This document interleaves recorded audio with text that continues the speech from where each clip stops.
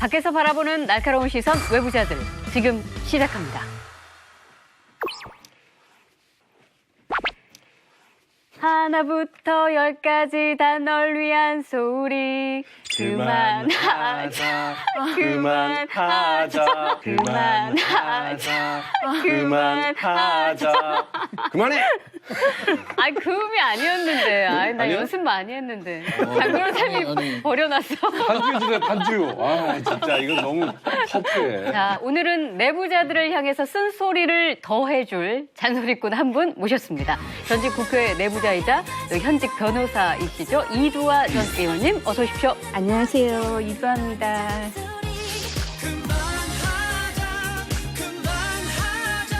보니까 이두아 전 의원께서는 2007년 대선 당시에 MB 캠프에서 인권 특보로 활약을 하셨더라고요. 네. 그래서 뭐 우리 이동관 전 오랜만에 수석님하고 만나셨겠어요? 오랜만에 뵙지만 근황은 또 어제 미리 전화를 올렸어요.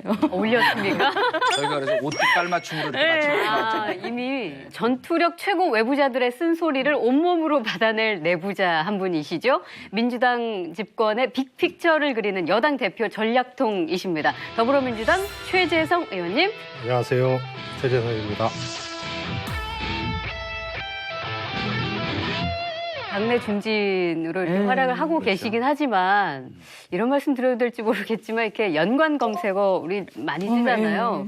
근데 뭐 폭행 논란, 여명의 눈동자, 공포의 외인 구단 뭐 이런 식으로 동명이인들과 관련된 내용들만 나오거든요. 그래서 배우 최재성과 강북구의회 부의원인가요? 예, 최근에 네네. 폭행 논란이 있었던 전화 많이 받았습니다. 왜 그랬냐면서 걱정하시는 분들 딛고 일어서라고. 네, 제가 그래서 우리 박혜진 아나운서 또 검색을 해봤어요. 네. 연관 검색어가 만만치가 않아요. WKBN 여자 농구 선수. 그다음에 네. 판타스 바로 보복. 이런 식인 건가요? 남성연합배우 아로 박혜진. 혜진. 예. 아실까? 덧붙이실 말은 없으신가요? 자, 본격 토론 시작도 안 했는데 굉장한 잔소리꾼들이죠, 우리가. 예, 프로 잔소리꾼들과 함께하는 외부자들 첫 이슈부터 달려보겠습니다. 3월 임시국회 문이 열리자마자 여야가 또다시 극한 대립으로 치닫고 있습니다. 특히 나경원 원내대표의 8글자 김정은 수석 대변인 이 발언으로 여야 원내대표가 서로를 윤리위에 맞제소하는 그런 상황까지 벌어졌죠. 예, 지난 12일 국회 본회의장에서 그 교섭단체 대표 연설이 있었는데 이제 이 자리에서 나경원 자유한국당 원내대표가 뭐라고 했냐면 더 이상 대한민국 대통령이 김정은 수석 수석 대변인이라는 낯뜨거운 이야기를 듣지 않게 해 주십시오.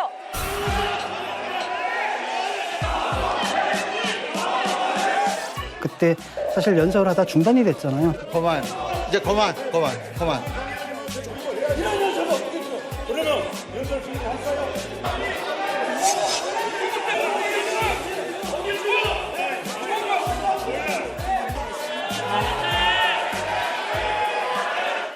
그래서 이제 민주당에서는 국회법 제25조 품위 유지 의무, 146조 모욕 등 발언의 금지 등 이런 조항을 위반했다 그래가지고 국회 윤리에 제소를 했습니다.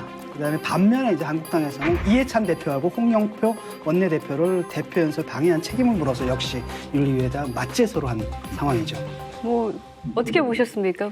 보니까 여당 출입 기자분들한테 들으니까 원고를 미리 받으셨잖아요, 다들. 원고가 언론에도 배포가 돼 있고 화면에도 떠 있어요, 미리. 화면에도 떠 있으니까 국회의원들도 좀 빨리 오셨거나 하면 원고를 또 다 보실 기회가 있는데 그 홍영표 원내대표가 의장석까지 가서 항의를 하는 거는 사전에 얘기가 돼 있었다 그러더라고요. 그래서 자유한국당에서 가만히 있을 수는 없잖아요. 원내대표 연설 방해하지 마라. 자유한국당에서는 그렇게 얘기하고 여당 의원들은 또 항의하시고 이러면서 거의 몸싸움에 가까운 모습이 벌어져서 이제 뭐 여러 가지 생각을 하게 되더라고요. 근데 전문 용어로 뭐 벤치 클리어라고 하던가요.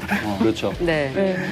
야구장도 아니고. 아니 근데 홍영표 원내대표가 이미 이제 그걸 받아보고 연설 중단을 하기로 한 그 행위가 사전 합의가 됐다. 지금 그 부분은 팩트이신가요? 예, 저 출입 기자한테 직접 들었어요. 이거는- 여당 출입 기자한테 그걸 합의가 아니고 그러니까 우리 생각을 하신 민주당 거겠죠. 내에서 예. 미리 원고를 보고 계획을 하고 갔다 네, 이런 그거지. 말. 뭐 계획을 여야가 짰다. 합의하고 이런 게 아니고요. 네, 민주당 네. 내에서 네. 원고를 보고 이쯤에서는 항의를 한번 해야겠다라고 생각을 이렇게 사전에 생각을 미리 해보는 알고 게 있었다. 다른 의원들까지 나서서 하는 거는 그거는 그냥 시나리오 전혀 없던 것이다. 예, 시나리오 없이 우발적으로 그 상황에서 발생한 거죠. 우발적으로. 근데 최 의원님이 현장에 계셨으니까 네. 뭐 상황을 좀 설명해 주시다면. 저는 전혀 몰랐고요. 저는 처음에 좌파 정권이 반복적으로 나와서 야 저거 지나친 거 아니냐. 실제로 우리 민주당의 포지션이 오히려 좀 보수성이 강하다라는 이제 그런 평가가 있는데 좌파 정권 이렇게 가니까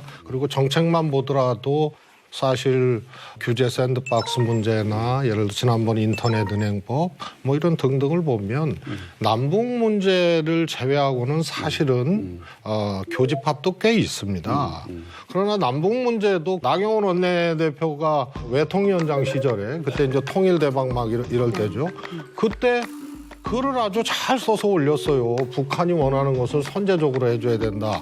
남북 FTA 제2제3 개성공단. 근데 그때도 북은 핵실험했고 핵을 사실상 보유하고 있었잖아요. 근데 비핵화나 평화 프로세스는 전혀 얘기를 안 하더라고요. 그러고 김정은 수석 대변인 얘기하니까 저는 그냥 뛰어나왔어요. 못 듣겠더라고. 본질은 그 내용이 과연 적절했느냐. 뭐 입장이나 그 평가는 다를 수 있으나 야당 원내대표로서는 충분히 할 수 있는 얘기를 했다라고 생각하는 이유가 뭐냐면 우선 그 블룸버그 통신에서 김정은의 수석 대변인이다라는 논거가 있잖아요. 그게 제시한. 거기 보면 김정은에 대해서 굉장히 공적인 자리에서까지 칭찬을 아끼지 않았고 그 뒤에 여러 가지 행보를 보면 유럽 순방 가셔서 대통령이 유럽 지도자들에게 대북 제재 완화를 할 수 있게 도와달라 이런 얘기를 하면서 뭐 미국은 물론이고 일반 국민들이 생각할 때도 저건 너무 좀 오버하고 과속하는 것이 아닌가. 왜 저렇게까지 하나. 그 국회를 중단시키면서 저렇게 할 정도였냐라는 생각이 들었어요. 왜냐하면 이게 문재인 대통령이 김정은의 수석 대변인이다 이렇게 얘기를 한 게 아니잖아요. 그런 소리를 듣지 않게 해달라라고 얘기를 한 거였단 말이죠. 그런데 그것은 블룸버그가 보도한 것을 그대로 인용한 것이고요. 그 과거에는 그 외신이 그렇게 얘기한 적도 있어요. 이명박 대통령 시절에 그 부시의 차세대 푸들이다 이런 얘기를 워싱턴 포스트가 쓴 적이 있었거든요. 대통령을 개에 비유했잖아요. 근데 그런 일도 있었단 말이죠. 네. 근데 이제 이렇게 여당이 모든 걸 다 판을 깰 만큼 그 정도 사안은 저는 아니었다라고 보는 거예요. 그러니까 예를 들어가지고 그러면 당시에 이제 야당 원내대표가 나와가지고 대통령한테 부시의 푸들 소리 듣지 않게 해주십시오라고 했다면 어떤 사태가 벌어졌을까?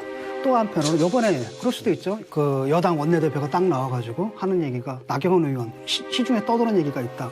아베의 수석 대변인이라는 얘기가 있는데 그런 얘기 듣지 않게 해주십시오. 라고 원내대표가 국회에서 굳이 연설로 그런 얘기를 한다라고 한다면 예. 그게 사실은 저는 할 수 있다고 생각해요. 그런 얘기도. 그 국회 품격 문제가 되는 거죠. 그러니까 한번 생각해보세요. 저는 아니 이게 이게 품격을 망가뜨리는 거죠. 아니요. 이렇게 벤치 클리어링 하는 식으로 해서 야구 이번은 쉽게 말하면 아까도 얘기했듯이 벤치 클리어링하는 계획이 없었던 거고 우발적으로 발생한 현상이고요.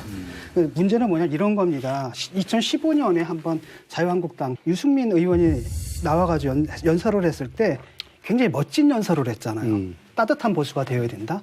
그다음 굉장히 아픈 지적도 했습니다. 증세 없는 복지는 허구다라고 얘기를 했고 그러다 보니까 저쪽 반대편에서도 그 박수가 나왔단 말이죠.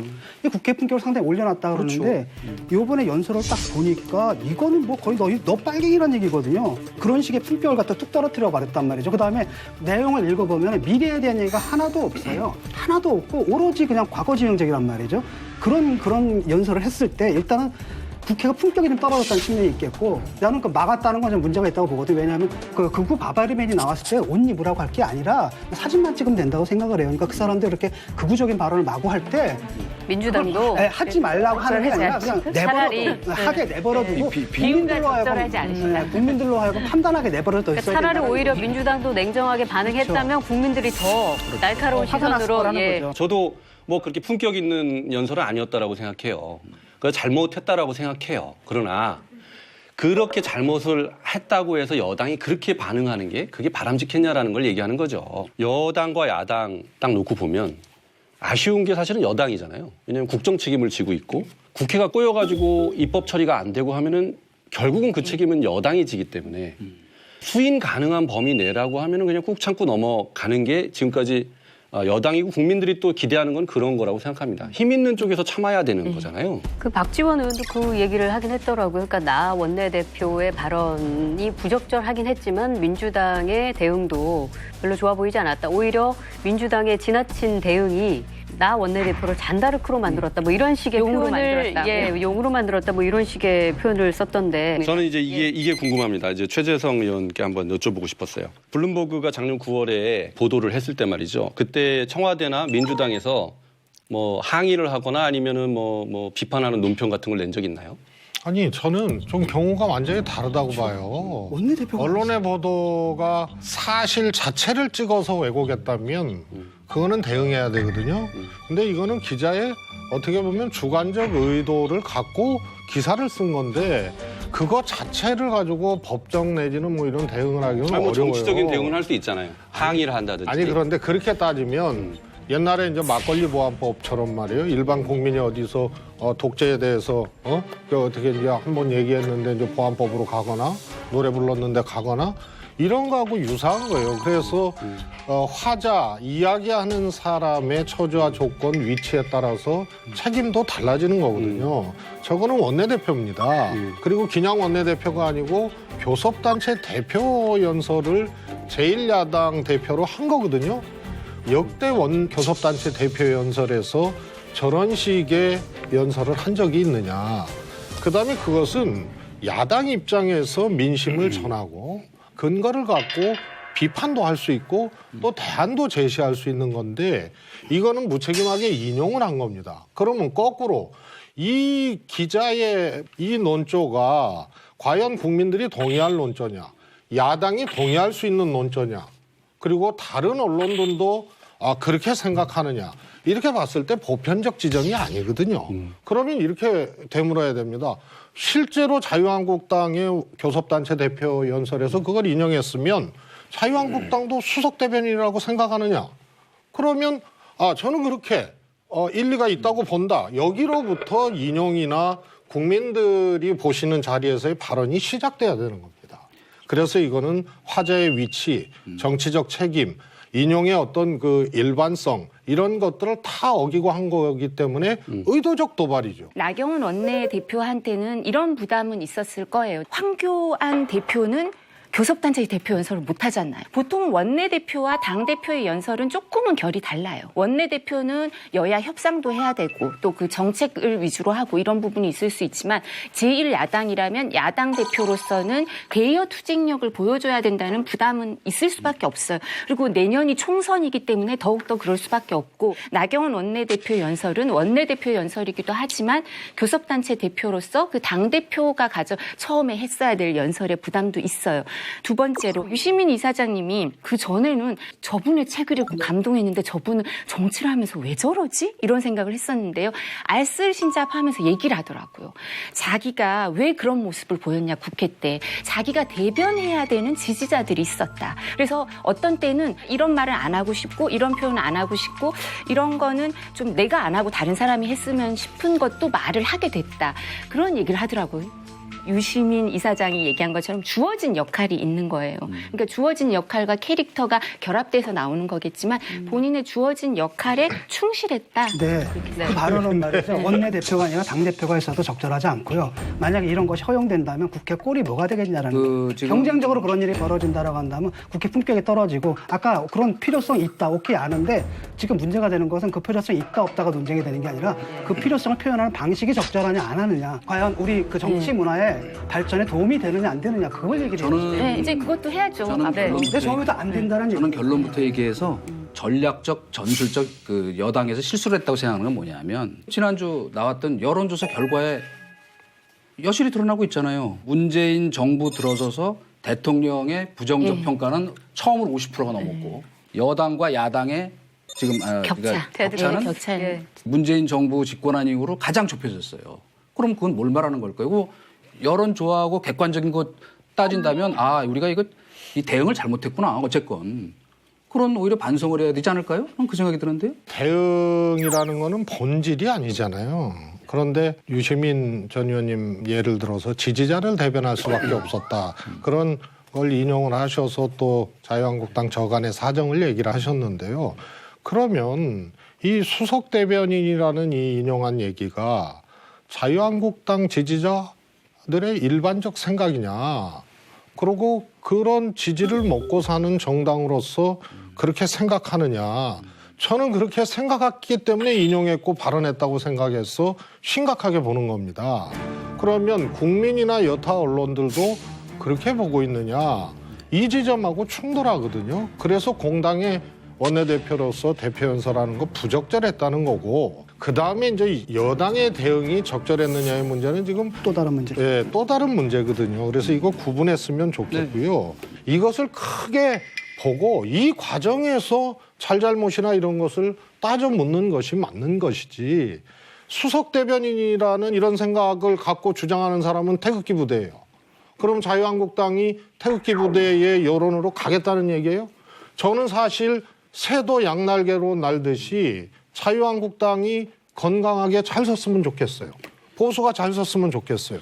근데 지지자를 대변한다가 태극기적 주장 정도를 인용하고 수용한다면 그거는 죄송하지만 우리 여당으로서도 바라지 않는 바입니다. 저는 이게 태극기 부대 인식이라고는 생각하지 않아요. 상당 부분 보수뿐 아니라 중도 쪽에 계신 분들의 의식을 대변하는 이 발언이었다고 생각하는 이유는 뭐냐면 제가 그 앞에 이제 논 건 들었는데 어떤 정부든 북한 문제를 어떻게 다루느냐 하는 것은 보수 정권이든 진보 정권이든 관계없이 좌든 우든 굉장히 중요한 일이고 또 그것이 크게 보면 남북 문제는 절대로 민족 문제가 아니고 사실은 국제 문제란 말이에요. 그렇기 때문에 한미일 공조나 얘기하는 이유는 뭐냐면 그게 엇박자가 나면 다무려서 이 일을 만들어갈 수가 없단 말입니다. 제재 완화 문제 하나만 해도 그렇고 비핵화 문제는 뭐 더 말할 것도 없고 지금 현실적으로 벌어지고 있는 일들이 2인 3각 한미 간에 발을 묶고 가야 되는데 한쪽이 너무 앞서 뛰어가면은 이게 넘어지게 돼서 둘이 지금 그런 일이 벌어지고 있기 때문에 한미 간의 공조 또 내부적인 설득 또 북한을 오히려 거꾸로 설득해서 당신네가 확고한 비핵화의 그림을 보여줘야 나도 미국도 설득하고 저 국민도 설득할 수 있다 이렇게 얘기를 해야 되는데 자꾸 미국을 어떻게 설득해서 북한 쪽으로 자꾸 무슨 레버리지를 자꾸 주는 것처럼 보이니까 그런 일이 없었으면 좋겠다는 뜻으로 얘기한 것이고요. 저는 그 부분은 상당히 많은 대다수 국민의 정서를 표현은 전 좀 과격했다고 생각하지만 대변하고 있다고 생각합니다. 북한은 북한대로 입장이 있고요. 미국은 미국대로 입장이 있고 한국은 한국대로 입장이 있는 겁니다. 다 입장이 다르기 때문에 우리가 중재를 하든 아니 중매를 하든 뭐를 하는 거죠. 만약에 우리랑 미국의 입장이 똑같다라면 미국의 트럼프가 우리 보고 우리 대통령한테 뭘 좀 해달라고 부탁할 이유가 없는 거죠. 물론이죠. 직접 하면 되는 거죠. 우리 대통령 어떻게 해야 돼요? 북한에 가가지고 뭐냐 미국을 대변해야 되는 거예요. 그렇죠? 미국한테 가가지고 또 국제사회를 향해서는 북한을 대변해야 되는 거예요. 양자를 다 하는 겁니다. 미국에서도 우리한테 불평을 가질 수도 있고 북한도 우리한테 불평을 해요. 당신들은 뭡니까? 냉면이 목에 넘어갑니까? 이런 얘기도 한단 말이죠. 그런 애매모호한 중간 단계에서 우리가 있는 겁니다. 그런데 지금 미국과 약간의 입장 차이가 있으면 무조건 뭐 엇박자가 난다는 등 그렇게 얘기를 하는데 당연히 엇박자가 날 수도 있는 겁니다. 쉽게 말하면 우리는 조정을 해야 되는 입장이기 때문에 미국하고 완전히 입장이 같을 수는 없다라는 거예요. 근데 그러니까 그걸 하게 되면은 이제까지 그 전 정권에서 왜 통일 대박론도 있고 이명박 때도 뭐 했는데 왜 한 발짝도 나가지 못했느냐. 바로 그것 때문에 못 나간 거고 또 다른 한편으로는 2년 전에 한번 생각해 보세요. 완전히 핵이 막 날아가고 난리가. 근데 그 상황에 비하면 지금 안보 상황은 상당히 안정돼 있단 말이죠. 근데 이 상황 속에서 우리가 더 가야 되는데 지금 잠깐 뭐랄까 어려움에 좀 처한 겁니다. 내일 모레 ICBM 발사하는 준비하는데 뭐가 안정이 돼야 안정이 아니, 되긴 이렇게 얘기를 하잖아요, 지금. 이렇게 아니, 얘기를 하면. 안정이 돼야 된다, 이거 계속해서. 아니, 그러니까 그런 식으로 사태를 과장하게 되잖아요. 우리가 할 수 있는 것은 북한과의 모든 대화를 갖다가 중단하고 바로 압박에 들어가는 수밖에 없는데 지금 상황이 과연 그렇냐라는 거죠. 그러니까 자꾸 자유한국당의 상황을 그렇게 몰고 가고 있다라는 거죠. 아니, 문제 해결에 도움이 안 제재와 된다는 대화를 병행해서 레버리지를 써야 된다는 얘기지. 민주당의 이해찬 당대표의 반응이 있었고요. 그리고 청와대에서도 대응이 나왔습니다. 국가 원수에 대한 모독뿐 아니라 한반도 평화를 염원하는 국민에 대한 모독, 국민들께 머리 숙여 사과하기 바란다라는 유감의 뜻을 표하기도 했는데 청와대의 반응이 즉각적으로 나온 이 부분에 대해서도 약간의 논란이 있는 것 같아서 좀 의견을 들어보겠습니다. 요새 그 청와대 대변인 분들이 뭘 착각하고 계시는 것 같아요. 청와대 대변인이 하는 말은 뭐냐면 그게 대통령의 말인 것이에요. 그러기 때문에 무게가 있는 거지. 청와대 대변인 뭐하러 둬요? 그럼 대통령이 직접 얘기하지.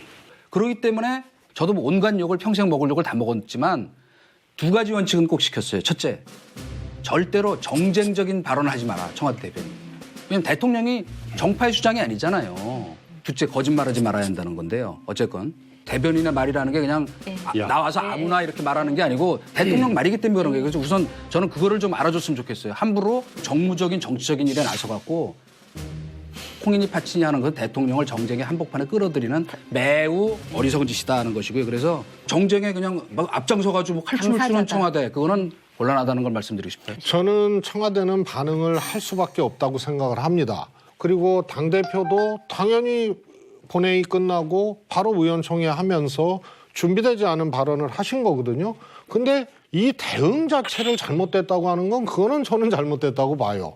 당연히 원인이 발생을 했고 했는데 다 국민들을 향해서 자기 메시지와 자기 판단들을 얘기를 하면서 선택을 판단을 요청하는 거 아닙니까? 정치라는 것이. 저는 청와대에 어떤 게 문제인지 일단 한번 묻고 싶고요. 지금 이제 모독죄가 있느냐 없느냐 혹은 그것을 알고 했느냐 말았느냐의 문제인데요. 이해찬 대표의 발언은 촛불이 컸던 것 같아요. 촛불로 만들어진 대통령이다. 조기 대선 통해서. 그래서 이것은 국민들에 대한 어떤 모독이다. 이러면서 이제 발언을 국가원수 모독죄로 얘기한 것은 그거는 사실에 부합되지는 않습니다. 그 국가원수 모독죄 자체는. 그러나 과정은 그랬다는 거고요. 또 하나는 국회의원들의 뚫린 입을 누가 막느냐는 얘기 잘 아시죠. 그래서 역대 국회 중에 정말 설화가 많았습니다. 본회의장에서 동료 의원을 간첩이라고 얘기한 것도 있어요. 제가 17대 때. 그래서 어느 사람이 어떤 자리에 공당의 책임성의 정도가 어느 상태에서 어떻게 얘기했느냐를 조금 구별해서 봐야 되는 문제다. 그렇다고 정당에서 어떻게 의원끼리 똑같은 견해를 갖고 똑같은 접근 방법을 가지면 그게 정당입니까? 그래서 저는 다른 견해를 갖고 있을 수 있어요. 그러나 본말은 전도해서는 안 된다는 겁니다. 청와대가 이제 즉각적으로 반응을 했는데 보다 직접적인 반응을 한 것은 이해찬 대표입니다. 국가원수 모독죄라는 말을 했죠. 국가원수 모독죄라는 것은 우리 역사상 아예 있질 않았어요. 유신 때조차 없었습니다. 그 말은. 단지 국가모독죄라는 게 있었어요. 국가모독죄. 이게 이제 1975년에 유신 때 생겨나서 1988년에 이제 폐지가 됐는데 내국인이 국외에서 대한민국 또는 헌법에 의해 설치된 국가기관을 모욕 또는 비방하거나 왜곡, 허위사실 유포한 경우에는 7년 이하의 징역으로 처벌한다. 이렇게 되어 있었습니다. 근데 이제 이게 1988년, 그러니까 이때도 이제 아직까지 군사 정권 때였잖아요. 이때 폐지된 거예요. 국가모독죄도 폐지가 된 게 30년이 흘렀고요. 국가원수 모독죄라는 거는 있지도 않은, 몰라요. 북한에는 있을지 모르겠어요. 우리 대한민국에는 있지도 않은 그런 죄인데 여당 대표라는 분이 그런 가짜 뉴스를 퍼뜨린 거 아니에요? 아니, 저는 이런 인식이 굉장히 혀를 끌끌 찰 수밖에 없다라는 거죠. 그래서 이해찬 대표의 대응이 좀 더 여유롭고 나경원 원내대표가 낮게 가더라도 우리는 고하이하자. 저긴 낮게 가자면 우린 높게 가자라는 식으로 대응을 했더라면 저는 나경원 원내대표가 국민들로부터 좀 더 비판을 더 많이 받았을 거라고 생각해요. 근데 이제 이런 대응 때문에 오히려 민주당이 같이 욕을 먹는 그런 상황을 초래했다고 보는 거죠. 근데 이제 국가 모독죄에 대해서 잘 설명하셨지만 이게 폐지됐을 때 1988년에 13대 국회죠. 그때 이해찬 지금 당대표가 국회 초선이셨어요. 근데 이거를 찬성표를 던진 게 확인이 됐다고 언론에 보도가 됐더라고요. 그러니까 그걸 잊어버리셨나 봐요. 그러니까 이 국가 모독죄는 헌재에서도 위헌 결정까지 났어요. 원래 폐지된 법에 대해서는 위헌 결정을 안 해요. 의미가 없잖아요. 근데도 이게 다른 사건과 연관이 돼서 헌재 결정이 나왔는데 이게 위헌까지 나왔던 거니까 이 부분은 잘못 대응을 했을 뿐만 아니라 잘못된 생각을 보여주는 거 아닌가. 그때 정말 근데 만약에 정말 그렇다면 이해찬 대표가 국가 모독죄가 88년에 폐지가 됐고 국가원수 모독죄라는 것은 아예 없다는 사실을 몰랐을 리 있다고 보는데요. 알고도 왜 그랬으면 갖다 했을까요? 주죠. 왜? 쉽게 말하면 네. 여기서 국가모독죄라는 것은 예컨대 법률상의 죄가 된다라는 게 아니라 네. 상당히 명예훼손성이 있다라는 정치적인 발언이지 이게 법적인 발언을 해석해가지고 또 오버하는 건 좀 아닌 것 같고요. 청와대에서는 차라리 그렇게 했으면 좋겠어요. 대통령 국가 모독해도 좋다. 다만 나를 모독할 때 그것이 우리 국민에 대한 모독이 될 수 있다는 것을 잊지 말아달라. 요 정도 이렇게 덧붙였으면 참 좋았겠다는 생각이 들고 어떤 자리에서 누가 어떤 위치를 갖고 하느냐.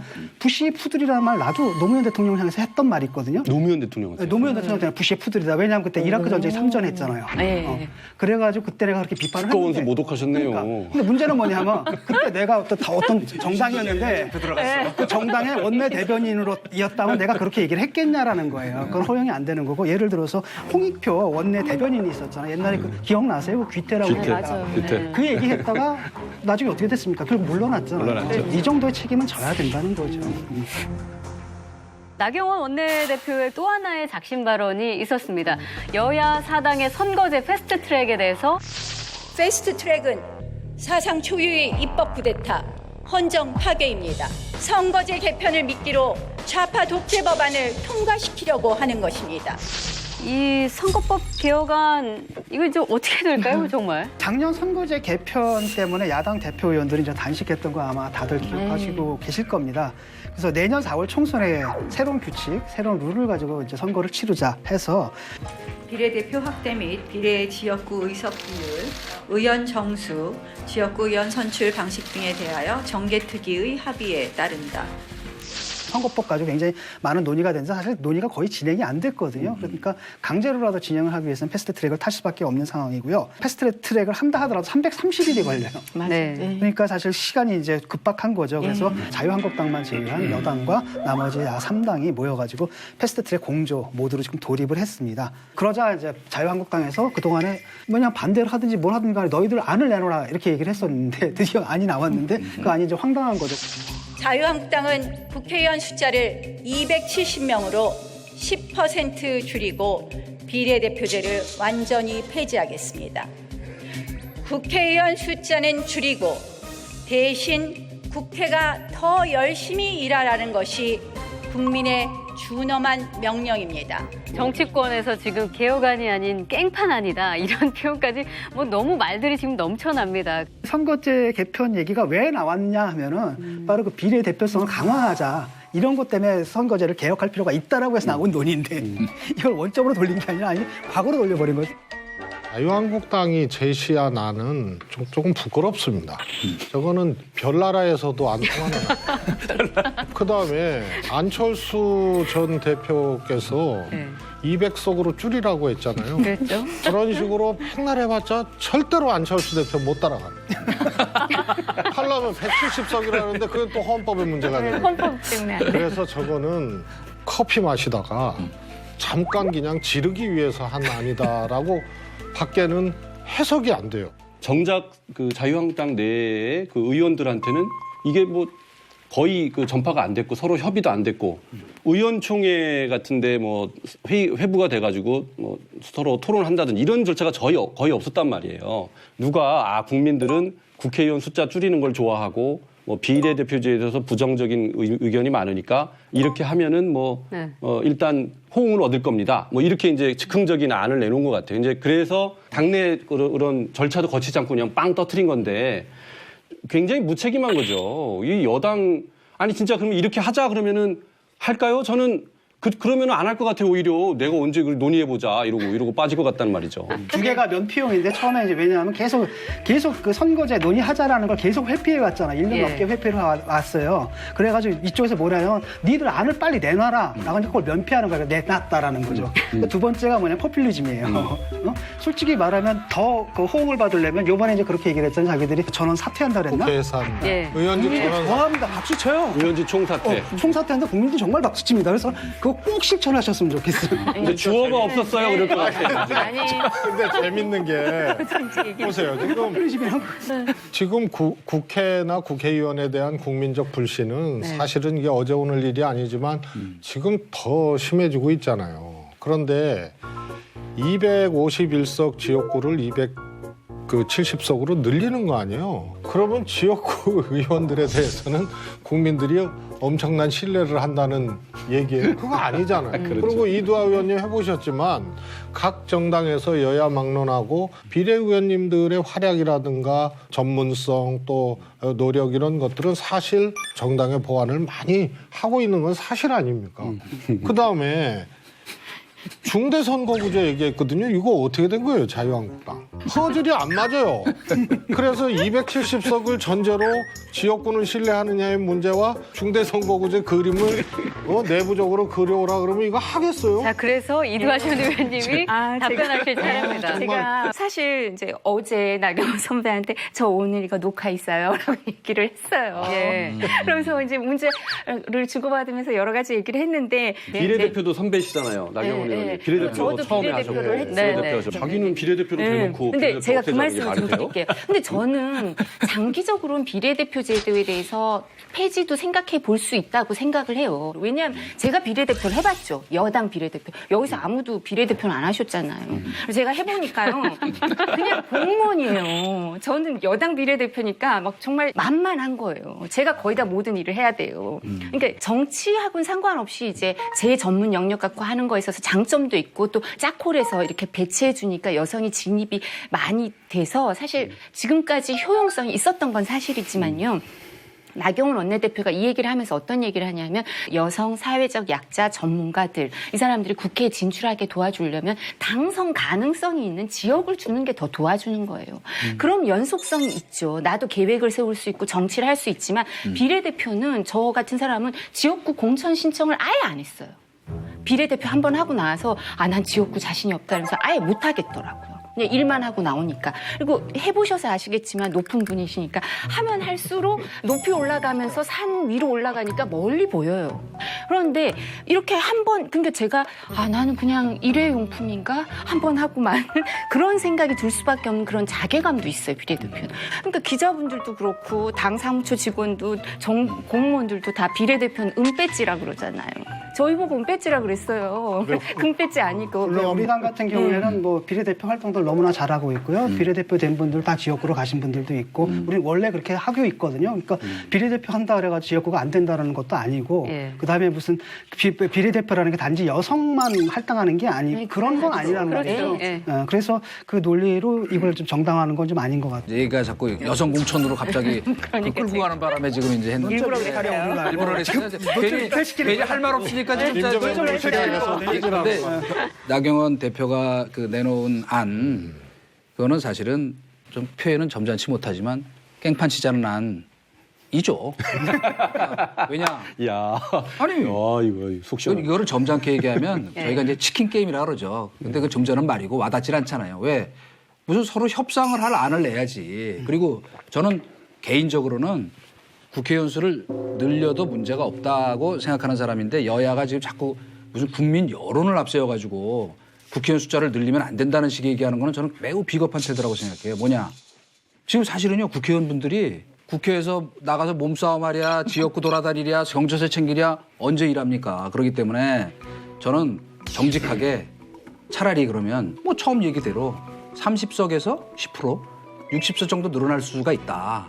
그 대신 예를 들면 저희가 쓰는 비용 300명이 총량제로 늘어나지 않도록 하고 국회의원 특권 내려놓고 매월 1일에 무조건 임시국회 열고 열심히 일하겠습니다. 그 대신 이 지역구 족쇄에서 좀 해방돼 갖고 저희가 국정 논할 수 있도록 그리고 다양한 우리 사회의 이해가 반영되려면 이거 불가피합니다. 그러니까 이제 좀 정직하자. 좀 전에 이수성님께서 말씀하신 게 우리 이제 정의당의 안이거든요. 그러니까 비용을 그렇게 됐지. 비용을 묶어버리고 비용을 묶어버리고 같이 오래 계시더니 아니 나는 평소에 그걸 주장했던 사람이에요. 그래서 나를 정의당에서 영입을 해야지. 진보 인사가 되죠. 진보 인사가. 재원의회에서 200명이 됐던 건 뭐냐면 그때 그래도 최소한 10만 명 중에 하나는 돼야 된다는 거잖아요. 근데 지금 우리 인구가 4,500만이에요. 그래서 논리적으로 따지면 5천만, 늘어나야지. 17만 OECD 국가랑 비교해서도 우리가 굉장히 좀 적은 편이라는 거죠. 국민들이 이제 그 사실을 알아야 되는데 지금 문제는 뭐냐면 이걸 늘리게 되고 그다음 비례를 늘리게 되면 내가 볼 때 지금 현역 의원들의 상대적 권력이 떨어지는.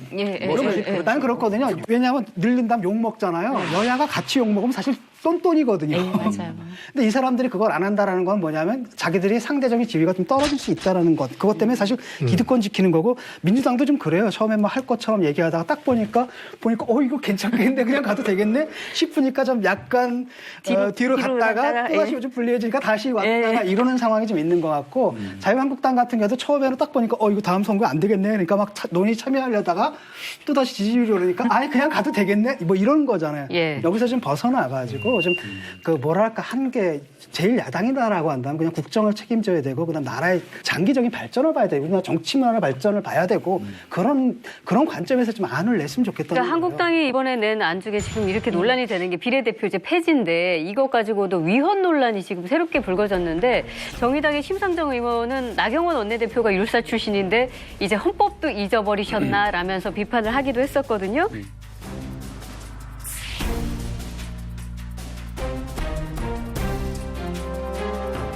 연동형 비례대표제 위헌 소지가 있다. 이거 팩트체크부터 먼저 해야 될 것 같은데요? 그런가요? 이렇게 비례대표제에 대해서는 이제 헌법에 명기가 돼 있긴 해요. 이제 선거구와 비례대표제에 대해서는 법률로 정한다. 기타 선거에 관한 사항은 법률로 정한다라고 돼 있어서 네. 위헌 논란이 있을 수 있어요. 비례대표제가 있는 걸 기본으로 하는 게 아니냐라고 생각하는 사람도 있고 또 다른 사람들은 법률로 정하면 되니까 비례대표제에 대해서도 안 둘 수도 있는 거 아니냐라고 주장하는 일부 사람들도 있을 수밖에 해석을 없어요. 달리할 수 있다는 해석을 거죠. 달리할 수 있는 게 아까 200인 이상도 똑같거든요. 200인 이상으로 국회의원 정수를 헌법에서 정해놨는데 그러니까 어떤 사람들은 그 헌법의 취지는 300명 이상 둘 거면 300인 이상으로 썼을 거라는 거예요. 그러니까 200인 이상으로 돼 있는 건 299지 300을 넘으면 안 된다라고 주장하는 학자도 있어요. 아니 근데 저희가 하학만 놓은 거지 상관이 없으니까. 이렇게 법률로 정하도록 돼 있으니까 비례대표를 꼭 해야 되는 건 아니다라고 주장하는 그런 이상한 분들이 있는 것 같은데 우리 헌법을 보면요. 헌법은 그야말로 가장 높은 법이기 때문에 원칙을 정해놓고 나머지 것들은 법률로 정한다. 다 그런 식으로 돼 있어요. 그렇게 이제 헌법의 법률 체계를 보면요. 헌법은 국회의원은 선거구 그러니까 이제 지역구와 비례대표제로 뽑는다라고 정해놓고 그 구체적인 사항은 법률로 정해라라고 정해놓은 거예요. 네. 법률에다 그 세부적인 사항을 위임해 놓은 거지 비례대표 자체를 늘렸다 뺐다 이렇게 마음대로 해라라고 한 건 아니란 말이에요. 그건 법률의 위임 범위를 넘어서는 거란 말이에요. 그런데 어떻게 해서 그렇게 그런 해석이 나오는지 저는 정말 도대체 이해가 안 되는 거죠. 법학자들 사이에서도 약간 의견이 조금 위헌이다 아니다. 아니에요. 다수설은 이거예요. 이거는 간단해.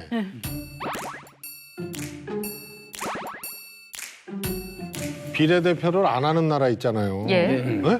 뭐 미국도 있고 프랑스도 있고 호주, 여기 캐나다. 법에 네. 여기 법에 예. 비례대표라고 헌법에 언급이 명시되어 없어요. 있는지 보면 알아요. 안 돼 있을 거란 말이에요. 그럴 거 아니에요? 예. 안 해도 된다는 걸 굳이 헌법에 명시할 필요가 없죠. 그래서 하는 나라는 없을 거라고요. 비례대표 안 하는 나라는 이 규정이 비례대표라는 규정이 없을 거라고. 그렇죠. 네. 당연한 근데 거죠. 사실 이건 정치적인 수사죠. 나경원 원내대표가 왜 모르겠어요. 헌법을 석사하고 박사 논문도 과정까지 해봤는데. 모르는 것 같은데. 왜 모르는 것 같은데. 알면서 하면 더 훨씬 이상해요. 잘할 것 같은데. 이건 진지한 안이 아니다라는 그러니까 거잖아요. 자기도 위헌이라는 걸 알고 있다면 진지하게 내놓은 안은 아니다라는 그러니까 거잖아요. 논란의 여지가 있겠지만 저는 그런 생각을 해요. 그러니까 제1야당이 선거제와 관련된 법안에서 이렇게 패싱된 적은 없잖아요. 아시지만 이건 게임의 룰이기 때문에 배수진을 치면서 얘기를 하는 거라고 저는 생각을 해요. 근데 연동형 비례대표제는 기본적으로 의원 내각제가 있는 나라에서 많이 하고 있죠. 그러니까 그대로 들여와도 될 건가에 대한 고민은 있을 수밖에 없어요. 그러니까 그 얘기도 이미 네. 끝난 얘기인데 아니, 그래서 약속을 하면 안 되죠. 그러니까 그 얘기도 끝난 게 문제는 뭐냐. 그래서 이걸 하되 권력 개편 얘기를 갖다 먼저 하지 않는 이상은 이걸 못 하겠다라는 거예요. 근데 이게 같이 나가지 않으면 이게 있을 수가 그러니까 없는 일단은 이걸 합의를 한 다음에 그다음에 이걸 진행시키는 가운데 그걸 같이 하자라는 게 그때 합의였는데 그 합의를 좀 뒤엎은 지금 거네요. 우리 이두아 전 의원께서 상당히 고군분투하고 계신데 그러니까 안 이거를 진짜 그 말이 맞았어. 이거를 고스톱으로 예를 들면 지금 판에 안 끼워주고 자기네끼리 이거 셋이 막 패돌리면서 치고 있어 지금. 한 명이고 넷이서. 그러니까 이제 자유한국당에서 나 안 끼워주는 거야. 당신하고 우리하고는 좀 게임의 룰이 다르다고. 그러니까 그래? 그럼 나도 와가지고 판을 확 걷어버리고 지금 새로 패 돌리고 새로 쳐 하는 거랑 똑같은 그게 거예요. 바로 깽판 아닙니까? 그래서 깽판이라고 많이 나오는 게 제가 표현을 아닐까. 안 쓰려고 하는데 자꾸 제가 시키는 네, 제가 그래서 예를 들어서 의석수 줄이자 늘리자인데요.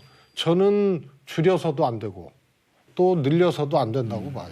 재원의회 당시에는 그때 이제 10만 명당 하나라 그랬는데요. 또 문명의 이동도 좀 봐야 돼요.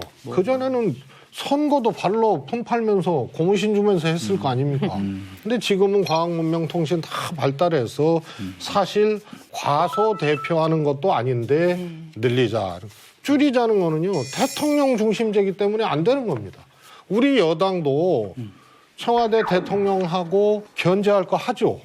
의견이 똑같지가 않습니다. 물밑에서 얘기하고 당정협의하고 할 뿐이지. 그래서 대통령 중심제 하에서 국회를 인위적으로 축소하는 거, 물리적으로 축소하는 거, 양쪽으로 축소하는 것은 바람직하지 않다. 이걸 전제로 봤으면 좋겠고 비례대표 논의는 논쟁은 논쟁 자체가 성립될 수 없다. 이렇게 봅니다.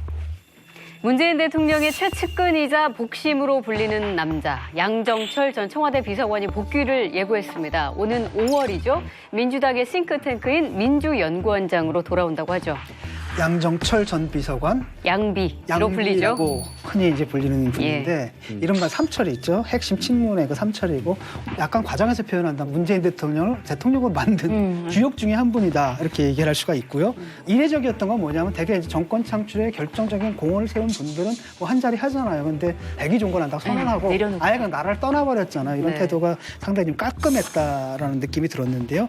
들어오셔가지고 이번에 이제 민주당 연구위원장직을 수락한 거죠.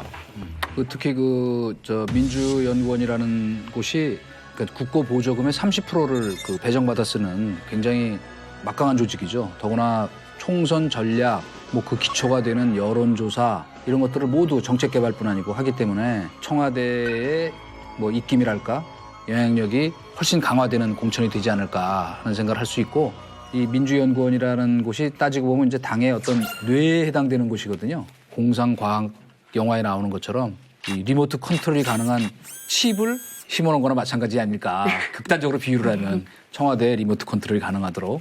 그래서 일장일단이 있겠습니다만 정말 기대와 우려가 더 겹치는 부분이 있죠. 네. 우리 최재성 의원께서는 또 친문 핵심 내부자 이런 타이틀을 해도 맞죠? 그래서 이 양전 내부자가 좋네. 내부자.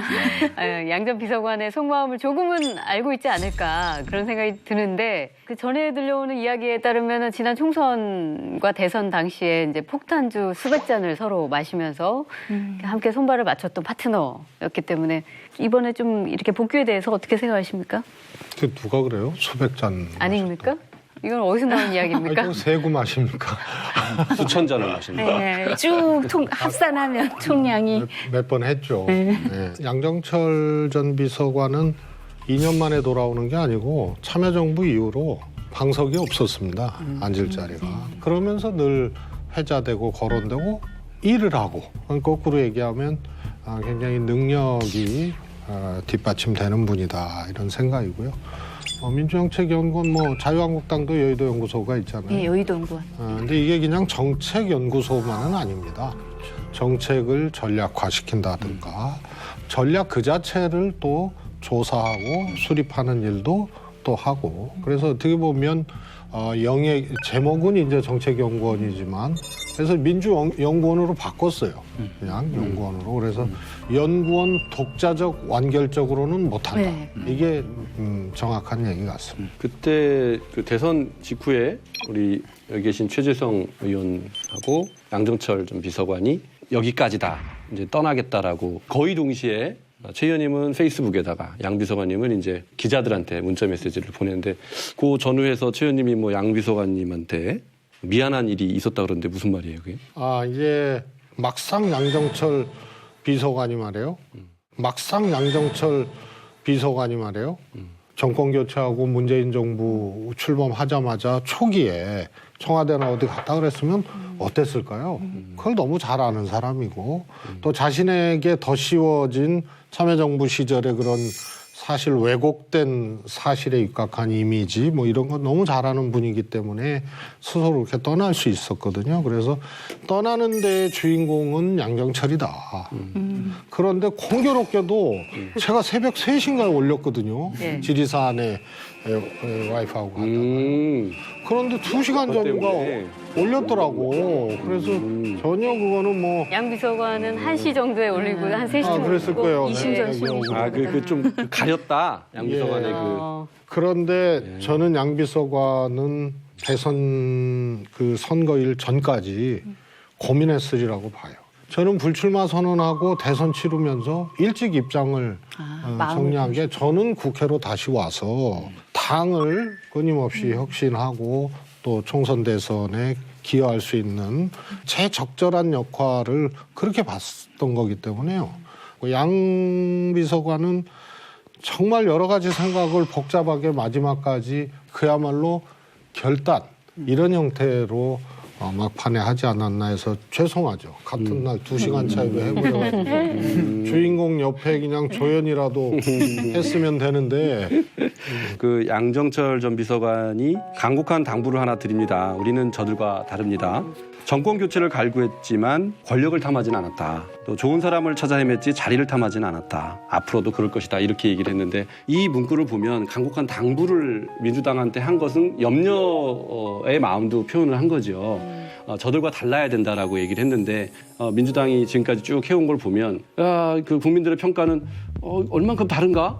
그렇게 달랐나? 별로 다르지 않지 않은가? 이제 이런 그런 염려가 현실이 된 것 같다라는 그런 이제 생각을 마지막에 해보면서 꼭 비수를 하나 아니 정말 저는 씁쓸한 생각이 들어서 그래요. 씁쓸한 생각이 들어서 이 우려가 현실이 된 것처럼 이분 정말 대단한 분인 것 같아요. 그래서 우려가 현실이 되어서 이번에 이해찬 대표의 이 본인이 들어오는 거죠. 권유를 수락한 걸까요? 본인이 들어오는 거죠. 예. 네. 사실 진 교수님도 그 20대 총선 앞두고 팟캐스트 같이 팟캐스트 했었죠. 같이 하셨었죠. 그 제목이 시민 표창 양비진 쌤이라고 네. 유시민 표창원 양정철 진중권 선생님 이렇게 네 분이서 네. 진행하는 민주당과 정의당의 콜라보레이션인데 선거 협력이 깨지면서 3년 만에 근데 이제 그만뒀는데 자주 보셨으니까 네. 좋았던 시절에 그때 만났는데 이분이 무슨 카리스마가 있거나 이런 분은 아니고 좀 약간 실망했거든요. 그래서 뭐 양정철이 온대 그래가지고 약간 뭐 이런 게 있을 줄 알았는데 그냥 후덥지근한 무슨 그냥 아저씨 같은 소탈한 후덥지근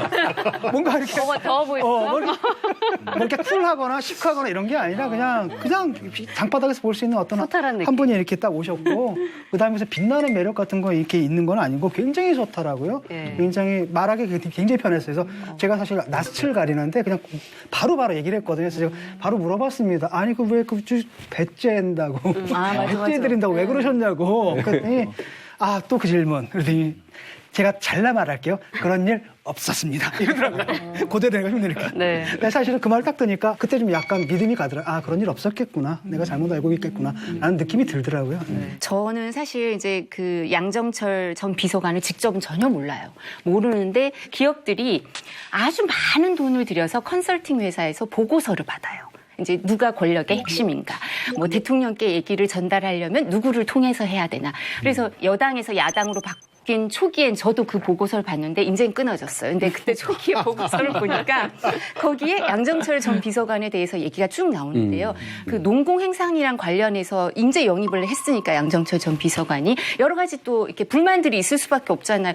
본인이 기여한 만큼 대접을 못 받는다고 생각하는 사람들은 항상 대선 끝나고 있잖아요. 총선 끝나고도 있고. 네. 그 사람들을 잠재운 게 양정철 전 비서관이 와서 정리를 했다고. 그렇게 기업 보고서에 올라가. 어떻게 정리를 했다고 나왔던가요? 되게 친화력이 있나 봐요. 친화력으로. 설득하고 예. 본인도 또 내려놨어요. 이제 그래서 기업들이 이 사람을 통하면 대통령께 직접 갈 수 있고 어떤 게 미래가 예측이 가능하겠구나 이렇게 생각을 하고 여러 가지 얘기를 해보니까 어느 순간부터는 양정철 전 비서관이 뭐라고 하냐면 대통령하고 직접 연락이 안 된다. 그러니까 그게 어쩌면 겸양의 표시일 수도 있는데 그래서 이제 일부에서 갈등설도 나오고 이랬죠. 임종석 전 비서실장이 장악한 거 아니냐. 뭐 이런 얘기도 거기에서 시작된 것 네. 같아요. 사실인지 아닌지는 모르겠지만 그렇다면 이분이 정말 저희가 궁금한 건 정말 민주연구원장으로 오고 싶어 오는 건가.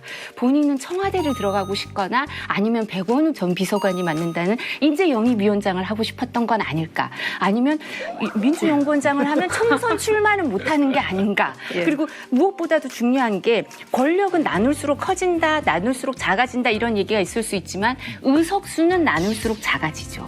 그죠? 그러면 총선에 있어서 갈등은 없을 건가. 이런 게 궁금합니다. 네. 궁금한 게 많으시네요. 제가 얘기해야죠. 트릭이나 자기 말을 바꾸거나 이런 거는 적어도 없는 사람입니다. 그래서 의외로 양정철 비서관의 걸음걸이는 액면대로 해석하면 거의 맞습니다. 네. 그다음에 이제 뭐 인재영입 위원장을 하고 싶었다거나 뭐 이런 거는 해보세요. 저는 다시는 안 한다 그랬어요. 왜냐하면 총선은 인생을 바꿔서 출마할 사람을 설득하는 거 아니에요. 그렇죠. 대선은 후보는 한 명 아니에요. 정말 그 고통스러운 작업이고요. 아직 배지 못 달고 당선 안 된 사람 또 좌절된 사람 있잖아요. 이런 분들한테는 마음 빚이 굉장히 크게 남는 겁니다. 그래서 액면대로 이제 봐달라 이런 얘기고요. 본인 출마는 사실 제가 오래전부터 출마하라 말이에요. 특히 대선 끝나고 당신은 멀티플레이어고 망원경과 현미경을 같이 갖고 있는 능력인데 정치를 직접 하는 것만큼 그 능력이 발휘되는 공간도 사실은 쉽지 않다. 그런데 안 들어요. 현재까지. 그러니까 허심탄회하고 앞뒤가 똑같은 사람이라는 말씀. 안 하겠다는 거예요. 그러나 저는 끝까지 한번 설득해 보려고 그래요. 대통령하고 직접 연락이 안 된다는 얘기도 그럼 그거는 사실이겠네요? 이렇습니다. 문재인 대통령은 공적 시스템으로 하는 분입니다. 제가 사무총장 때 언론에서 어떻게 했어요? 문재인 대표 복심. 이렇게 얘기했거든요. 실제로 사무총장하고 문재인 대표하고는 일합니다. 그래서 그때 소위 친문위원인들이라고 하는 분들이 최재성하고 얘기해서 대표의 생각을 읽고 방향을 읽으려고 굉장히 저하고 얘기를 많이 했어요. 대통령이 되셨잖아요. 그다음에 두 번째 양정철처럼 스스로 비우고 떠난 사람이 뭐가 본인의 그런 마음이나 태도까지 바꾸면서 대통령하고 연락해서 뭘 하려고 하겠어요? 그렇죠. 모르겠습니다. 대통령께서 안부차 잘 있느냐고 전화하셨을지는 몰라도. 네. 아마도 뭐 여러 가지 뭐 청탁이나 뭐 부탁이나 이런 거 들어오면 그냥 곤란하니까 그렇죠. 그냥. 그렇게 얘기를 했을 수도 있겠다라는 거죠. 양정철 전 비서관이 아마도 총선에는 안 나올 것이다라는데 거는 이유는 뭐냐면 본인의 그 마음가짐 자체가 지금 이 정권의 성공을 위해서 어떤 자리에서든 내가 할 수 있는 일을 하겠다 하는 쪽이라고 본다면 총선에 나가는 것보다는 이 전체적인 총선의 그림을 짜고 거기 인재 뭐 영입에 필요하다면 뭐 좀 본인도 거들면서 그러나 기본적으로는 아주 정교한 그 전략과 말하자면 사람들이 어느 지역에 나가면 적합한가 하는 그런 아주 전술적 부분까지도 맡으려면 아마 이걸 저걸 다 할 수 있는 상황이 안 될 것이다. 그리고 더 중요한 건 뭐냐면 저도 뭐 참모 오래 해봤지만 저를 굉장히 칭찬을 했더라고요. 어느 그 인터뷰에서. 너무나 놀랐어요. 왜냐하면 저도 사실 배째 드릴까요? 이런 것까지 논란이 있고 그래가지고 이미지가 안 좋았었거든요. 근데 그 사정을 알았는지 대통령을 위해서 이렇게 욕먹는 걸 마다하지 않고 일하는 이동관 특보를 평가한다. 이렇게 진짜 공개적으로 얘기를 했어요. 이선 오늘 깨알 자랑 너무 그러니까, 많이 너무 많이 하시네요. 했죠? 틈틈이 아주 많이 대지 하시네요. 신문을 해야 되는 거 이런 아니에요? 것을 아니, 사실에 입각한 발언이라고. 그럼 아니 공개적으로 인터뷰에서 얘기를 한 거예요. 왜 뭐든지 이렇게 의심부터 하려고 해나. 증거를 제시하십시오. 다 나와 있어 인터넷 치면은. 근데 제가 이제 뭐 그 얘기를 하려고 그러는 게 아니라 얘기를 하려고 생각보다 근데 왜 양정철 예. 비서관이 저는 뭐 설득을 계속 해볼 작정인데 왜 총선에 마음이 없을 것이다. 네. 저는 이렇게 보는 것이죠. 뭐냐면 그동안의 이력이나 그 걸어온 행보를 보면 지금 자기한테 이제 중요한 일은 갑자기 또 너 양정철 무슨 대변인. 자기한테 중요한 일은 정권의 재창출을 위해서 다음 총선에서 이길 수 있는 구도와 전략을 짜는 것이 자기의 본분이라고 그러니까 역할인식을 분명히 하고 있다고 생각이 돼요. 그러니까 내가 국회의원이 되고 안 되고 하는 거는 부차적인 문제고 네. 그러니까 뭐 예를 들면 이런 건 가능하겠죠. 뭐 비례대표 같은 거를 맡아서 한다든가 그러나 지역구를 뛴다는 건 전혀 다른 얘기거든요. 그럼 지금부터 준비해야 되니까 그걸 병립할 수 없다 그러면 이분의 멘탈리티로는 이쪽에 전념하는 것이 자기의 본분이라고 그것이 또 문재인 대통령을 위안. 잘 모시는 길이다라고 생각할 것 같아요. 제 생각에. 예. 그 한간에 있었던 임종석 전 대통령 비서실장과의 또 양정철 전 비서관과 갈등설 그거는 뭐 근거가 있는 이야기인가요? 뭐 최근에는 SNS에 두 분이 일본에서 여행 같이 하면서 사진 올리셨더라고. 찍힌 게 올라와 있기도 하던데. 그게 탁현민 전 행정관이 올려준 거죠. 그렇죠. 네, 그렇긴 하죠. 갈등설이 어떻게 비롯된 걸까요? 모르죠. 모르신대요. 근데 제가 개인적으로는 이제 대선 치르면서도 그렇고 제가 샘날 정도로 둘이 뭐랄까 케미가 잘 맞아요. 임종석, 양정철. 그리고 광흥창에서부터 이상하게 저희가 그런 게 잘 됐던 것 같아요. 그러니까 광흥창 이제 초기에 이제 좀 그런 비서실장 역할 뭐 이런 것이 이제 좀 얘기가 됐는데 임종석을 합류를 시키려면 누가 봐도 비서실장 후보 비서실장 역할로 끝내주잖아요. 그래서 저도 양보를 하시는 거예요. 양비 의견도 똑같고 저는 비서실장 이런 거 안 맞는다고 생각을 했거든요. 근데 백수고 뭐 달리 그 당시에는 없었으니까. 그래서 그게 아주 스무스하게 잘 됐어요. 자, 양정철 전 비서관은 복귀 소식을 이렇게 알려왔는데 과연 복귀를 할 것인지 관심이 정말 끊임없이 나오는 또 한 명의 남자가 있습니다. 양 전 비서관도 이분에 대해서 세상이 가만두지 않을 것이다 라고 표현을 했던 바로 유시민 노무현재단 이사장인데요. 요즘에도 뭐 행보 하나하나가 굉장히 화제가 되고 있죠. 최근에 이제 이 알릴레오에 보면은 그 김현미 장관, 뭐 조국 수석까지 그 출연하고 있는데 얼핏 보면은 무슨 국정 홍보 방송 하는 거 아닌가라는 착각이 들 정도인데 지금은 뭐 마음가짐도 뭐 그 나올 생각 안 하고 있는 건 제가 확인해 본 바로도 맞는 것 같아요. 맞는데 궁극적으로 어떤 그 대선판에 나올 수밖에 없는 이 자기장 안에 이미 들어가서 거기서 움직이고 있는 거다라는 걸 제가 말씀드리는 거예요. 그럴까요? 예. 알 수 없죠, 사실. 진짜 양 비서관은 정말 참 담백한 사람이네. 말하기 좀 힘든데요. 알릴레오가 땡길레오가 될 수도 있죠. 알릴레오가 땡길레오가 될 수도 있다. 그러니까 아주 의미심장하신 말씀이네요. 사실은 그 이제 유시민 이사장이 하는 방송에 대해서 선관위가 이제 결정을 내릴 때 그 정치인이 아니라고 얘기를 했죠. 정치인이 아니라고 하는데 지금 저희가 이제 의문을 갖고 있는 거는 하나는 유시민 그 이사장의 행동은 정치 행위인가 아닌가 여기에 대해서 의문을 가질 수밖에 없고 두 번째 그런데 이게 이제 국정 홍보 방송 같이 되는데 이 공직자들이 다른 데는 안 나가고 국회 운영위도 안 나가면서 이 방송에 출연하는 것 공직자윤리법상 공정성에 위반되는 건 아닌가? 청와대에서 왜 SNS를 합니까? 청와대에 왜 청원 게시판을 놓고 청와대에서 국민과 소통할 수 있는 플랫폼을 왜 고민합니까? 그래서 저는 청와대는 더 이상 구중궁궐이 아니라는 거예요. 권력적 관계에 의해서 과거 잣대로 구중궁궐이다 이렇게 평가하는 거는 자유인데요. 적어도 청와대가 국민들을 상대로 보여야 될 태도와 자세, 소통의 방식은 과거하고는 진짜 달라졌습니다. 그래서 그 잣대로만 해석을 하면 잘못됐다 이렇게 걱정하실 수도 있는데 또 다른 면에서 보면 그건 또 하나의 또 이 전례로 또 이게 평가를 또 해주셔야 되지 않나.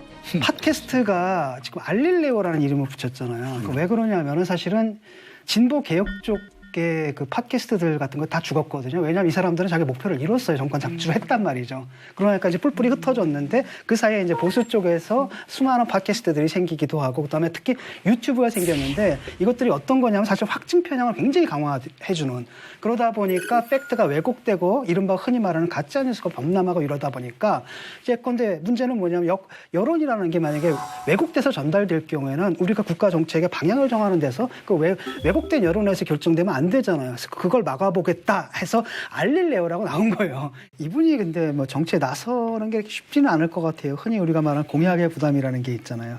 자기가 공헌을 했으면 그걸 지켜야 된다는 부담이 있기 때문에 그 부담을 갖다 덜어주기 위해서는 굉장히 그 상응하는 명분이 있어야 되거든요. 네. 내가 근데 그 명분이 필요한 상황이 어떤 상황인가 생각해 봤을 때는 정말 민주당이 흔들릴 때 정말 절체절명의 위기고 누군가가 필요한 그래서 부를 때 그거 외에는 다른 가능성이 생각이 안 나거든요. 그래서 이분이 정말 나설 때다라고 한다면 정말 민주당이 크게 흔들릴 때다. 네. 아까 최 의원님이 그 모두에 딱 답을 얘기하신 것 같아요.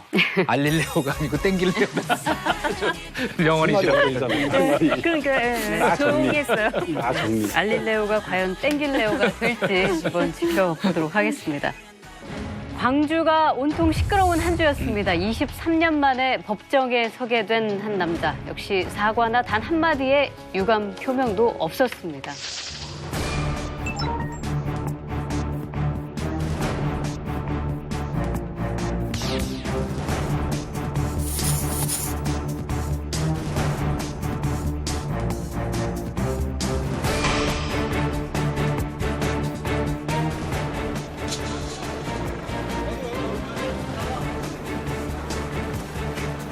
혐의를 인정하십니까?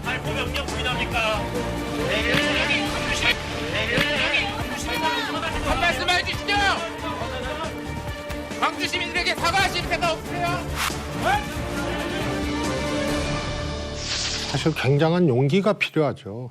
본인이 과거에 했던 행위에 대해서 인정하고 사과하는 거는 굉장한 용기가 필요한 건데요. 용기가 없는 분이죠. 그래서 과도한 기대를 했다. 저는 그렇게 보고요.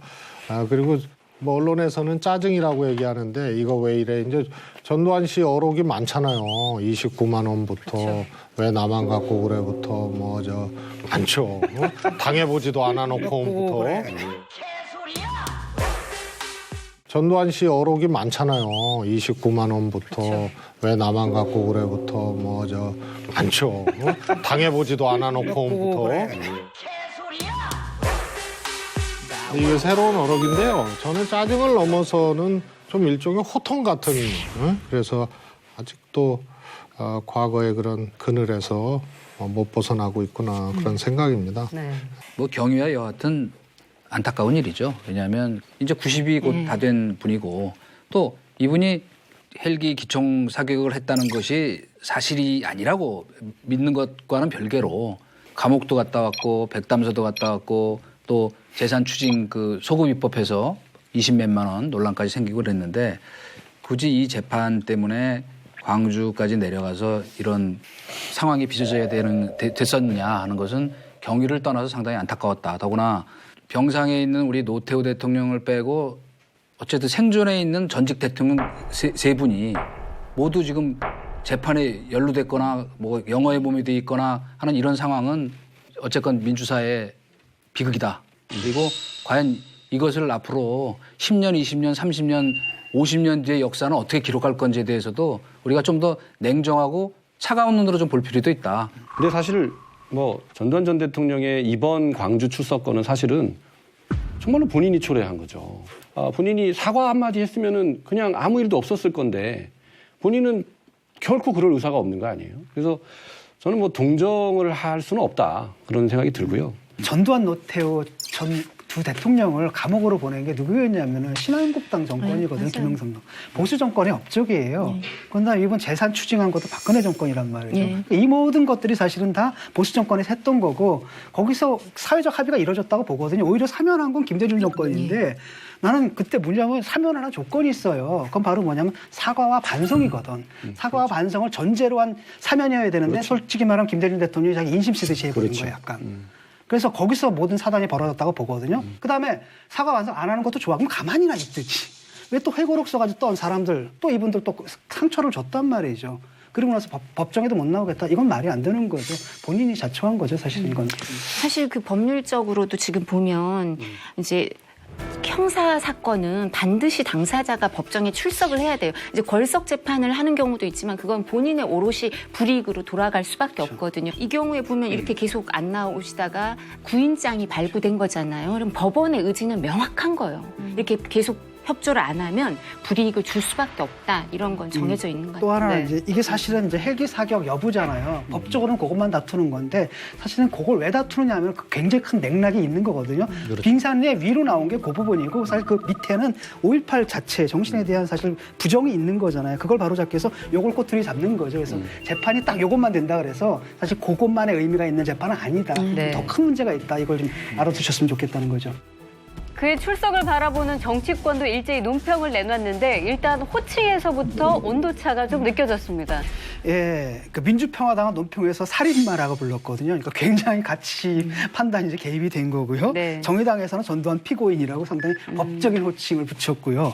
더불어민주당과 바른미래당 같은 경우는 지금 중립적이에요. 전두환 씨라고 했고 반면에 자유한국당은 전두환 전 대통령이라고 예우를 했더라고요. 네. 그러니까 이걸 보면 진짜 5.18을 바라보는 시점이 여기서 투영이 되는 것 같아요. 그렇죠. 근데 이제 전두환 씨에 대한 그 호칭은 이분이 이제 유죄 판결이 확정이 돼, 물론 사면은 됐지만 확정이 됐었기 때문에 전직 대통령 예우에 관한 법률에 의해서 박탈된 상태죠 지금. 네. 그래서 이제 뭐 전 대통령이라고 우리가 예우를 해줘야 될 필요성은 없다라고 생각합니다. 네. 유죄 판결 받은 게 이제 90년대잖아요. 그때 신문을 보면 전씨 노씨 이렇게 나와요. 아, 그래요? 네. 네. 헤드라인에 전씨 노씨. 네. 우리가 이제 보수 신문이라고 일컫는 그런 언론조차도 벌써 30년 전에 그렇게 입장 정리를 했다. 이제 와서 뭐 논란을 벌릴 이유는 없다라고 저는 봅니다. 네. 그게 저는 사실 전직 대통령 예우에 관한 법률에서 예우가 박탈됐다 하더라도 이제 호칭에 대해서는 그냥 당사자가 국민들이 그냥 자유롭게 선택할 수 있는 거죠. 일정 부분 그때 선택을 받고 국가원수로 지낸 건 사실이니까 그냥 나는 전두환 전 대통령이라고 부르겠다라고 하는 국민도 있을 수 있는 거고. 선택을 받지 네. 않았어요. 아니, 그러니까 통일주체 국민대의회에서 선택을 받았다 하더라도 뭐 하여튼 취임을 한 건 맞죠. 네. 그리고 대통령으로 재직한 것도 맞으니까 나는 도저히 인정 못하겠다. 또 그러는 사람도 있는 거고. 그렇죠. 그거야 뭐 국민이 그렇게 선택의 부르면 문제죠. 누가 네. 뭐라고 할 수 저는 뭐 언론에서도 네, 기준을 마련할 아니요, 필요는 쿨하게 이를테면 과거 전노 두 전직 대통령에 대한 그 재판에서 동아일보가 전씨 노씨라고 했던 것은 그 당시에 또 말하자면 국민적 정서를 반영한 거예요. 그리고 그때 동아일보는 보수 언론이 아니고 맞아. 민주화 맞다. 투쟁의 아점높은 언론이에요. 지금 보수와 그러니까 보수 그- 언론이라고 부르는 그렇다는 얘기죠. 그렇죠. 그리고 전혀 감각이 다른 상황이고 그다음에 지금 우리가 김정은도 김정은 위원장이라고 공식으로 부르잖아요. 하물며. 근데 주적이고 저 불법 집단이에요. 상식에 비춰본다면 뭐 대통령을 지낸 분인데 전직 대통령을 했다는 거를 예우가 박탈됐으니까 전씨로 부르겠다. 그건 뭐 자기 자유인데 뭐 그렇게까지 할 필요는 있나 하는. 그러니까 공식 문건에서 예를 들어가지고 정부의 공식 문건이라든지 이럴 때 예우가 박탈된 분은 그냥 전직 대통령이라고 하지 않고 그냥 쓰고 이 우리 일반적인 영역에서는 그냥 뭐 자유롭게 자기 네. 평가에 따라서 전직 대통령을 부를 수도 있고 호칭에 따른 온도차도 있었지만 사실 그 논평 내용에도 약간의 온도차가 느껴지거든요. 더불어민주당에서는 이제라도 참여와 함께 용서를 구해야 한다 이렇게 말을 했고요. 바른미래당에서는 오히려 더 세요. 진실 왜곡과 궤변으로 광주 시민과 민주주의를 능멸했다. 과오를 인정해야 된다. 이렇게 말을 했고 자유한국당에서는 세간의 미진한 의혹들이 역사와 국민 앞에 말끔히 해소되는 계기가 되길 바란다는 상당히 애매모호한 최근에 퇴행적인 모습들을 보였잖아요. 이럴 때 5.18 망언도 있고 그다음에 지금 이 논평도 명확하지가 않아요.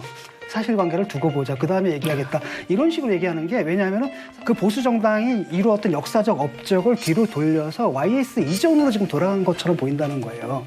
그다음에 이런 논평도 그런 의혹을 갖다 더 강하게 해준다는 거죠. 이런 애매모호한 논평이. 제가 조금 경우가 다를 수도 있지만 정당이 이렇게 어려울 때가 있잖아요. 정말 정신 못 차리겠어요. 그리고 너무 고통스럽고. 그래서 저희도 2004년도에 노무현 대통령 탄핵 역풍 때문에 152석을 처음 했어요. 정확히 4년 후에 81석으로 거의 반토막이 났죠. 정말 못 견딜 정도로 힘들고 아프죠. 저는 자유한국당이 국정농단 또 조기 대선 탄핵 뭐 이런 과정을 거치면서 이게 보수 안에 폭탄을 터뜨린 거거든요. 과거에 저희도 책임지지 못하는 진보의 시절이 있었어요. 그 시절에는 뭐라도 해야 되는데 우선 지지층. 그때 지도부가 전부 후보자들이 FTA 폐기를 얘기했어요. 이거는 내용의 시비를 떠나서 참여정부에서 진행됐던 일이었죠. 재협상도 아니고 폐기를. 자유한국당 어려운 거 알아요. 근데 제가 왜 아까부터 극우화 내지는 태극기 얘기를 하냐 하면 지금 그게 유혹이에요. 박근혜 정부에서 5.18 문제에 대해서 지금 새누리당처럼 이렇게 했습니까? 한 개인의 문제가 아니에요. 태극기 지분이 있어요. 그리고 최고위원 당선됐어요. 징계 안 해요. 역사적, 국민적, 법적 심판 끝난 거 아닙니까? 과감하게 끊고 갈 수 있는 여건이 된다는 얘기 아닙니까? 네, 그래서 제가 한 말씀만 드리자면 첫 번째 보수에서 폭탄을 터뜨렸다는 말씀이 너무 와닿는 게 정말 대혼란이 일어난 거예요. 보수가. 다음 총선 대선을 생각하면 외연 확장 이런 생각을 안 할 수가 없어요. 솔직히요. 그래서 이 5.18 관련돼서 징계 문제도 저는 조금 지켜봐달라고 말씀을 드리고 싶은 게 황교안 대표는 그러니까 좀 고지식 하시더라고요. 아니 당대표면 사실상 윤리위원장 막 임명해서 빨리빨리 진행하면 되지 자기가 의지가 있으면 그러니까요. 이렇게 생각하잖아요. 예. 근데 그렇게 생각 안 하더라고요. 다 그냥 원칙대로인 거예요. 징계의 저는 이렇게 의지는 생각하는데. 있다고 보시는 거죠? 당 당연히 의지가 대표와 있죠. 당내 저는 분위기는. 원칙대로 할 거라고 생각해요. 제가 예언할게요. 저 예언 잘 안 하는데 저는 안 할 거라고 예언합니다. 아 그래요? 왜냐하면 못하는? 지금 황교안 대표는 보궐선거 이후에 하겠다고 이미 뭐 선언처럼 해버렸어요. 그때 되면 사람들이 그게 뭐였지? 다 이제 잊어버린 상태가 돼버려요. 굉장히 새삼스럽게 다시 긁어 부스럼을 만들 거냐 이런 얘기가 다시 나올 겁니다. 아니 근데 저 이 자유한국당을 걱정해 주시는 건 참 감사한데 자유한국당이 잘 되기 위해서 걱정하는 것 같지가 않고 이거는 가치 중립적으로 그냥 이런 그- 일이 있을 것이다라고 자유한국당이 계속 이렇게 가는 게 아니, 아까- 다른 당에서 볼 땐 좋은 거니까 그냥 놔둬봐요 좀 지켜보라고. 민주당 걱정도 그런 톤으로 했어요. 그러니까 징계를 할 수 있다면 난 진작했다고 봐요. 그럼요. 쉽게 진작할 수가 말하면 없어요. 진작할 수 정치공학적으로. 없는 아이, 참. 상황이 지금 있는 거죠. 무책임하게. 그리고 친박당, 도로 친박당으로 돌아간 부분. 제 징계 안 하면 나부터 탈당할게. 아직 탈당 안 하셨어요? 몰라 당 적이 있긴 있는 건가? 확인하셔야 돼요. 이건 농담이야. 자, 오늘 열띤 토론 해주신 이두하 전 의원님 그리고 최재성 의원님 출연 소감 한마디씩 들을까요? 이제 우리 저부터요? 이 의원님. 전 진짜 고생하다 간 것 같아요.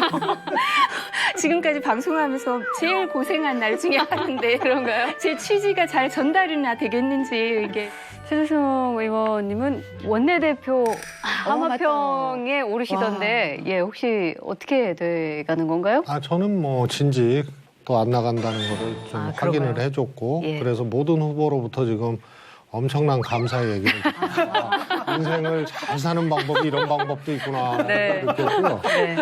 또 뭐 제가 우리 민주당에 새로 기구를 만들어서 전략기획 자문위원장이에요. 그래서 또 뭐 원내대표 하면 그건 너무 좀 과욕 아닌가 뭐 그런 생각에 이제 정리를 했고요. 오늘 보니까 제가 좀 후회스러운 게 이동관 수석님처럼 좀 제 얘기도 해도 되는 그런 기회를 잠깐 주셔서 정말 아니 공부하고 아버지 틈해야 된다니까. 굉장히 중요한 이야기를 이렇게 중요한 거였어요. 잘 풀어나갈 수 있는 그런 시간이었구나 네. 그런 걸 또 느꼈습니다. 예, 두 분 고맙습니다.